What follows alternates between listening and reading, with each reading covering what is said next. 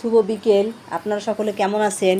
আমি আজকে একটা আলু দিয়ে কিছুটা ঢেঁড়স ভেজে নেব। ঢেঁড়সটাকে ধুয়ে এভাবে কেটে নিয়েছি, আর আলুটাকেও ছোটো ছোটো করে কেটে নিয়েছি।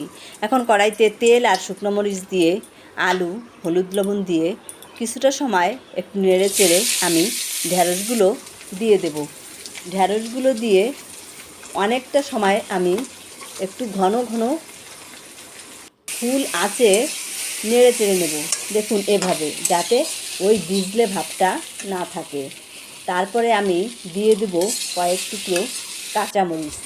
কাঁচামরিচটা দিয়ে আমি এভাবে নামিয়ে নেব। অনেক মজার ভাজি, পেঁয়াজ রসুন ছাড়া। আপনারা এভাবে একবার খেয়ে দেখতে পারেন, ভালো লাগবে। আর আমি একটু আলু ভেজে নেব।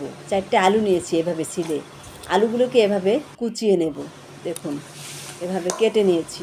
আগে থেকেই আমি আলুগুলো ছিলে ধুয়ে নিয়েছি। এখন কড়াইতে একটু বেশি তেল দিয়ে দেবো। তেলটা দিয়ে হলুদ লবণ দিয়ে নেড়ে চেড়ে আলুটাকে একটু ঢেকে দেব।